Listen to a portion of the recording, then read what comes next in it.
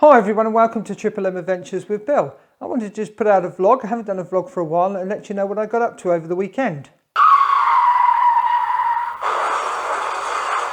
Yep, I did some flying, but I also made up this harness.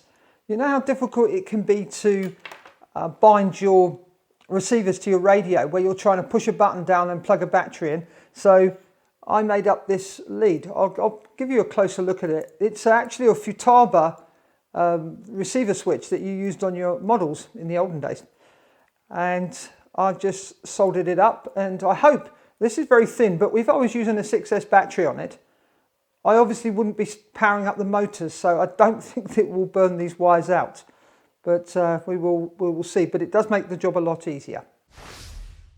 And here we go. You can see what I did here. It's my soldering, well, it's okay. You can see I put a XT30 and XT60, and I left on the original receiver type plug, and at the other end I have these two plugs. And so what I would do is plug this one into my receiver if I'm doing it manually without being in a quadcopter or in an aeroplane. So make sure it's the right way round, that way round. There we go, signals at the top. Okay, plug that into any of the, there we go. Now I can then choose to, I've got this little wire I made up, so I can plug into any battery's balance connector. Now this one's a little bit trickier to get in because I didn't want to cut this off, so I have to make sure that I'm plugged in correctly. There we go. And then I plug my battery in.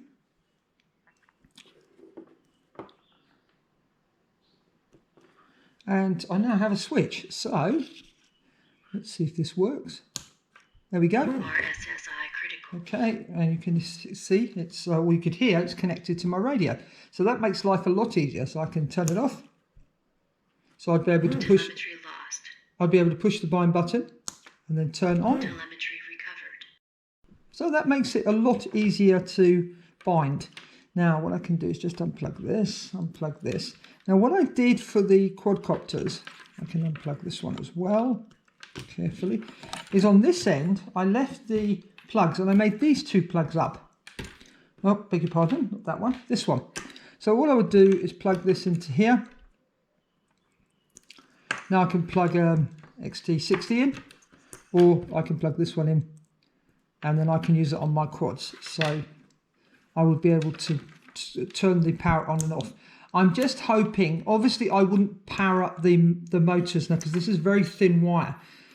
So I wouldn't use this when I'm powering up the motors. I would just use it to bind my receivers. So that's just a little tip. And I found this in I went into one of my storerooms and I found the old box of my really, really old radio from years ago. And I found this, and so that gave me the idea of making up a switch. So maybe, or you could even buy a switch and make up your own one. It's just this was already set up, so I decided to set it up this way. So that's what I got up to at the weekend. I also have started flying Acro, and I'm learning to do Acro at line of sight, because if I can master it in line of sight, then I'll obviously be perfectly okay with the FPV. So instead of going outside with one of the bigger quads, I'm using the small one inside the house, and I'm flying around in Acro mode. I am finding it a bit more difficult because it's a totally different style of flying, but I really want to master it, so I'm practicing before I go outside with my bigger quads.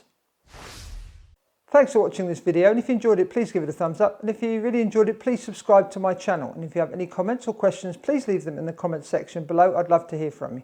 And thanks for watching. Happy flying. Bye for now. Bye.